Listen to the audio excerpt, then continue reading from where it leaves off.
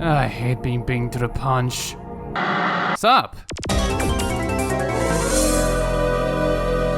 Halloween has come early. Yes, for this year, I'll be reviewing 6, count 'em, 6 Halloween-related games from August to October. And after doing quick reviews of them once a year, this channel definitely deserves the spirit of All Hallows Eve big time. And we start off with a Capcom classic that makes me question if that's actually a shout or not.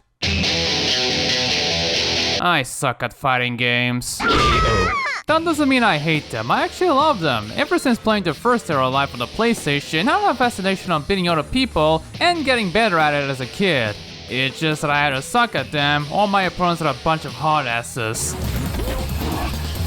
Bullshit! Plus, the amount of moves that are so fucking hard to do, like, how exactly do I do that? Doesn't help that I played them with a D-pad, hurts my thumbs when I do the moves that require rotation. I should get an arcade stick. And I did, so rest easy, thumbs. I like this more because it's more compact than the regular ones, and also more familiar than whatever this is. Where's the stick?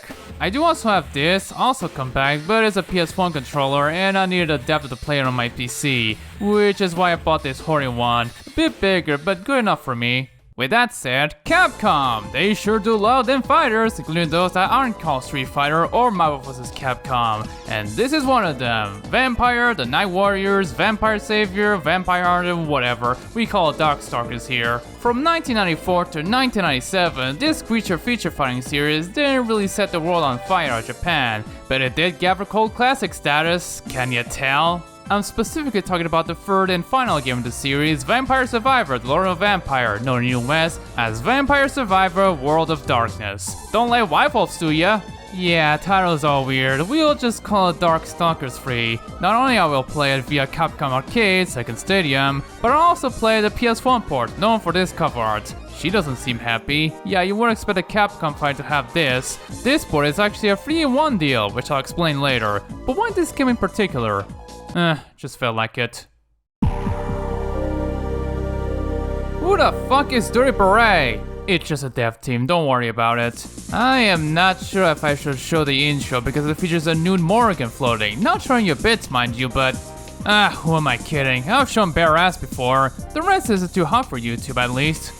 Okay, maybe accept this. In all seriousness, I love the track intro very much, typical of Capcom's flashy stuff, but we're not here to watch, I'm here to play. Here is the roster, from legacy ones like Morrigan, Talbot, Felicia, and Dimitri, to the few new challengers such as Lilith, a chunk of Morrigan's soul who wants to merge with her, Boletta, or Baby Hood, a little shot who is actually a vile monster hunter, and Jetta, the big shot who created a pocket dimension for all the strongest Darkstalkers to inhabit in order to end all conflict in the world, or some shit, I don't know, it's an arcade game, the plot isn't that deep.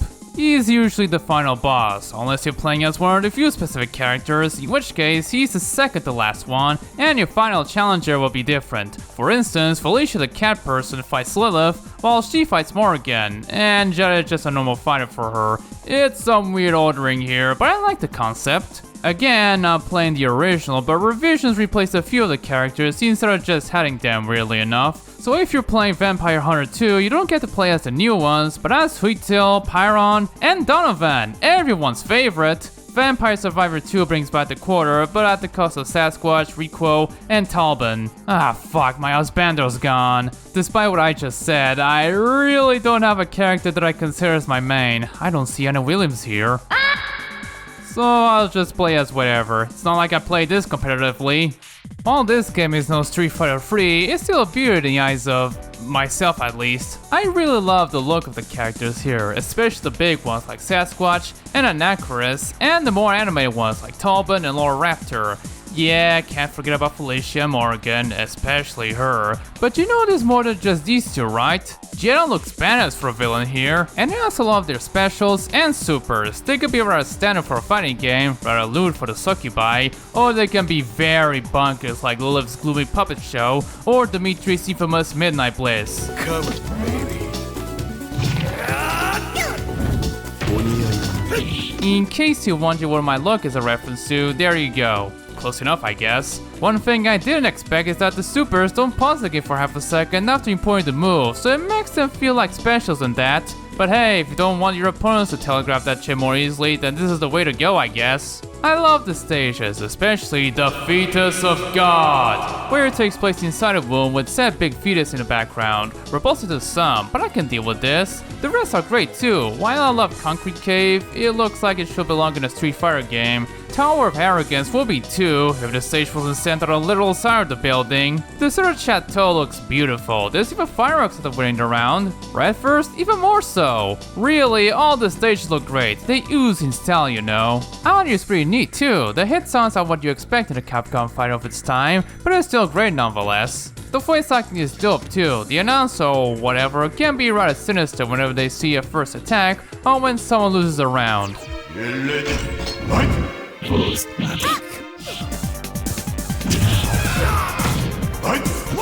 I wish I could understand Japanese, but some like to spew the attack names in English, either that or Dimitri going, "Come on, baby." What the fuck? But overall, pretty great acting, especially BB Hood, who tends to shift from cutesy to menacing rather well.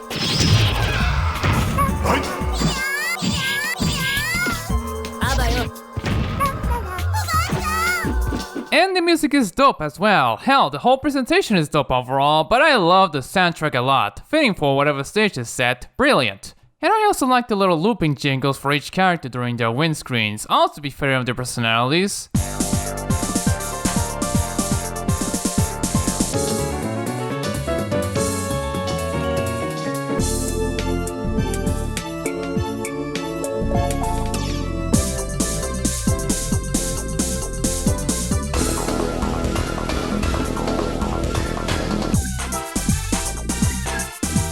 So one of the songs, the theme for Green Scream to be exact, kinda reminds me of Gigalopolis Zone from Sonic Chaos.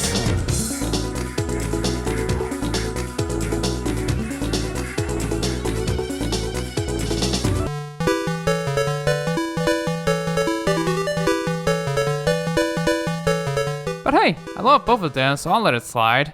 It's your standard Capcom fighter of the time. 3 punch buttons, 3 kick buttons corresponding to weak, mid, and heavy attacks, and just your standard joystick for movement. And thankfully, it's one of those games where going back doubles as a block button, so I'm at ease here. It's simple to learn yet hard to master, but I've played games with much simpler schemes yet higher difficulty ceilings. I still like it though. It's even better when you're playing with a slab of buttons on a gamepad. For some reason, the heavy buttons are bound to the shoulder buttons in Capcom Arcade, which, while fine, it's still unusual. It's no wonder I like fighters with less buttons more. It's not their fault that they had to make it that way, but still.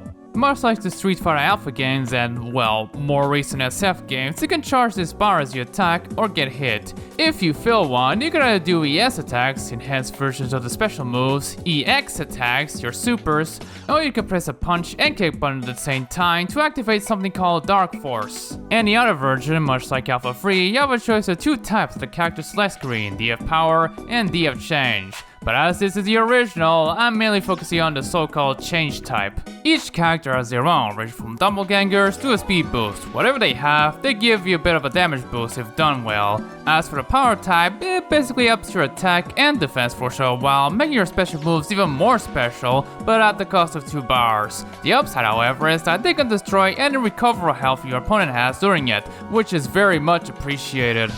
Oh yeah, you can heal yourself a bit during your match, as long as there's the flashing part. This is also very much appreciated, but it can be a double-edged sword. If you're more of a defense type, unlike me, it can be a pain to put your opponent down if their flashing bit is long, and as a more offensive attacker, it can be frustrating, especially when you fight against harder opponents. I keep forgetting I'm not unknown! The game's match structure is very different and unusual too, but to put it simply, one fight is only 1 round where the components have 2 life bars. It's pretty simple and I like it because it can make the matches end quickly. If only my rivals aren't too bullshit, that is. This being an arcade game, it is expected to get difficult very quickly. Despite the arcade lore having only 7 matches, it can get real harsh as you progress. They like to play defense a lot, and their moves are hard to telegraph. Thus help that the game doesn't pause after importing a super. Makes importing the EX attacks almost impossible for me, but it can be satisfying when I pull it off and it connects. It is possible to win the whole game with just one quarter, but it takes a lot of skill to do it. By the way, I was playing it at difficulty level 2, so you can imagine how the harder levels go. What I like about the arcade stadiums in general is that you can rewind by just holding the right trigger by default, and you can do so for as long as you like and as many times as you want. While it is a cheating feature, when games like this like to ramp up the difficulty to absorb levels, as a casual player it is a good feature. But I'm trying my best not to overuse it for this video. In fact, I unbind the rewind key for such occasions. That stuff is addicting and I'd rather go cold turkey. But let me highlight some of the worst opponents I fought. Firstly, Dimitri. Fuck Dimitri! Fucker likes to spam firebots at me, and less said about his demon billion, the better. What a way to do it, man. Just make a reverse N and 2 kick buttons at the same time. He's actually a close second to me. And actually, the last 3 or 4 fights are a bitch to progress, but I'll give special mention to Jeddah because fuck, he likes to throw spinning blades, and he's into inflation, as evidenced by one of his EX attacks. But the worst I got is fighting against Morgan if playing as Lilith. For a final boss, this game doesn't fuck around. I lost so many times trying to beat her ass. It's unbearably frustrating. Need I remind you, this was at difficulty level 2, the second easiest, and yet I still got my ass kicked so hard. Don't make me take drastic measures, you bitch! Fuck it. If the game doesn't want to play fair, then neither do I.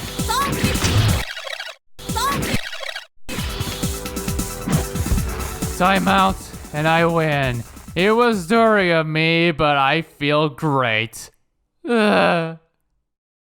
I somehow had an easier time with Tobin's last fight, which was a mirror match. Granted, I was using an arcade stick there, but still. So that was the game. Here's an ending with more of that beautiful artwork, and the credits roll. You might think that's done, but nope. Here's a PS1 port. Bet you think I completely forgot, huh? On the surface, it's basically just a console port, just with loading screens and overly compressed audio.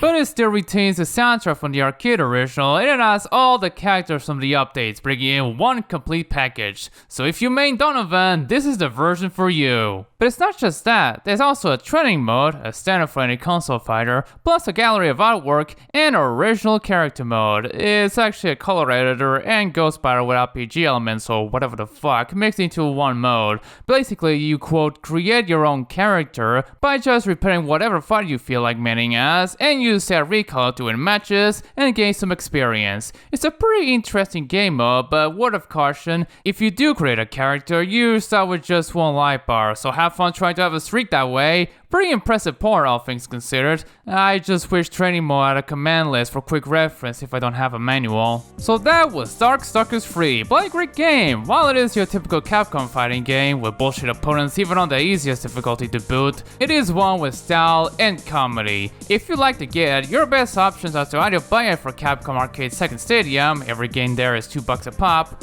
or get their first fighting collection which has the game and its revisions, as well as tons of more games if you like.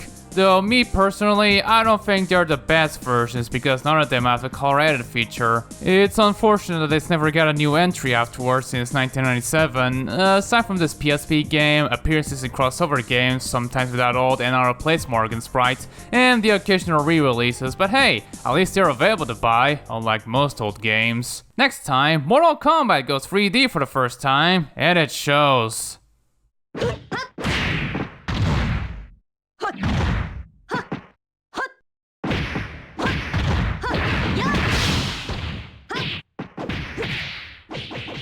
This is it, the Amulet of the Wilderness. This was used to curse their fearsome foes into a feral transformation, erasing any sapience and memory from them in the process. This shall never be used in the wrong hands. I'll take it. Now, cover me while I set the charges. Why? Everyone's dead, Claire. Because of you. No one can call back up on us thanks to you. I don't mind being a Tomb Raider, but what you did was way out of line. Everyone is a witness, Sophie. Still, if we haven't compromised our planning, we wouldn't have this much of a body count, and you said your sister was cold. Who is in charge here? Oh yeah, moi. I know that you like to do things by the book, as they say, but doing so only slows us down. In my squad, we ditch the book entirely and do as we please to get the job done. If you can't take the heat, how about you revive the Brimstone squad? Better yet, why not just leave for all I care? Then I will. I'll just come back to pro wrestling. Way more enjoyable. I've seen what you're like beneath your chicken shit demeanor. You're too afraid to let it out.